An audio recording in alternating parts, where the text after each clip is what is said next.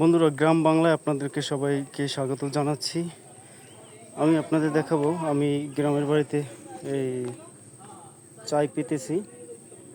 এই দেখেন, খালের মধ্যে চাই পেতেছি এখন ভাড়া।